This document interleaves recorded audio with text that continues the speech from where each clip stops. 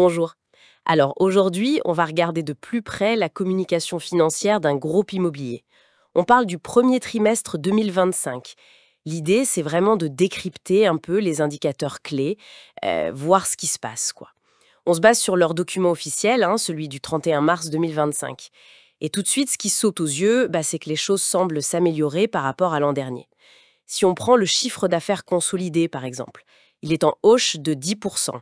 On passe de 650 millions dirhams MMAD au T1 2024 à 715 MMAD sur le T1 2025. Oui, alors ce 10%, c'est intéressant, mais il faut faire attention. C'est calculé avec les toutes nouvelles règles comptables marocaines, le PCGI, qui sont appliquées depuis début 2025. Et ce qui est assez parlant, c'est que si on avait gardé les anciennes règles, celles de 2024, juste pour comparer ce qui est comparable, le chiffre d'affaires, il serait pas de 715, mais de 854 MMAD. Ah oui, quand même, hein. Exactement. Et là, la progression, c'est plus de 10%, mais 31% par rapport au T1 2024. Donc c'est une nuance, mais elle est de taille. Ça montre que l'activité, en réalité, elle était bien plus dynamique que ce que le chiffre officiel de 10% laisse penser au premier abord. D'accord, ok. C'est un point très important pour bien lire les chiffres, ça. Et alors, un autre indicateur qui m'a vraiment interpellé, ce sont les préventes, les engagements d'achat, quoi. Là, on parle d'une hausse très très forte, plus 40%. C'est énorme. On passe de 1277 unités prévendues au premier trimestre 2024 à 1782 pour ce premier trimestre 2025. Effectivement, plus 40% sur les préventes, c'est un signe très fort de dynamisme commercial. C'est vraiment notable. Ça s'explique, en partie du moins, par un carnet de commandes qui était déjà bien rempli. À fin mars 2025, on parle de 7312 unités en commande.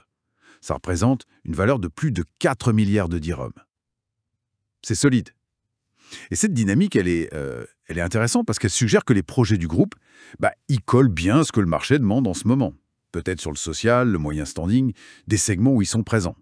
Et en parallèle, la production suit le rythme, hein. On avait 6192 logements en chantier au 31 mars 2025.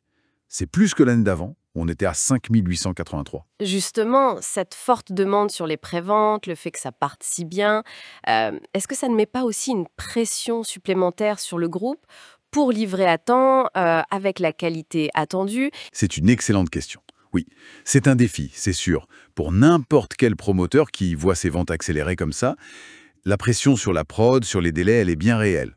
Cela dit, le fait que le nombre de chantiers en cours augmente aussi, comme on vient de le dire, ça montre qu'ils en sont conscients, a priori.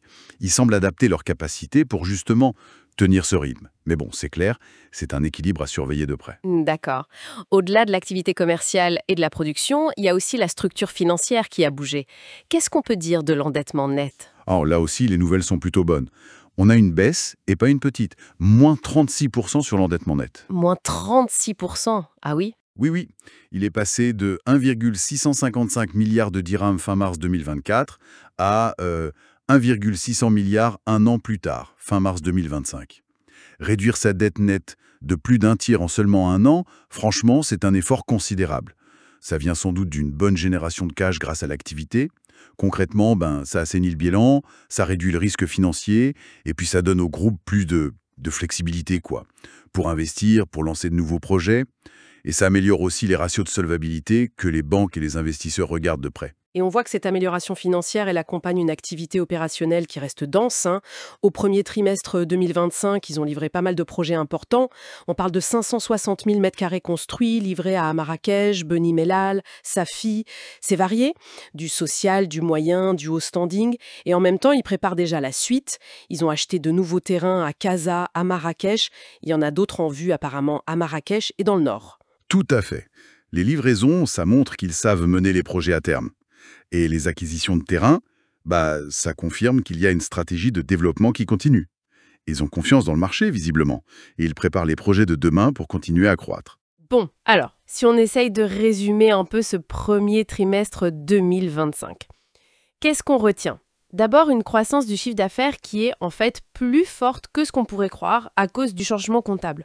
Ensuite, une demande très, très dynamique avec ses préventes qui explosent. Et enfin, une structure financière qui s'est bien améliorée avec la baisse de la dette. En gros, pas mal de voyants sont au vert, on dirait. C'est une bonne synthèse, oui. La performance opérationnelle, elle est là, et la situation financière est plus saine. C'est positif. Et ça amène peut-être une réflexion un peu plus large. Au-delà de la performance propre de ce groupe, on peut se demander qu'est-ce qui, dans le marché immobilier marocain actuel, explique une telle demande pour leur projet?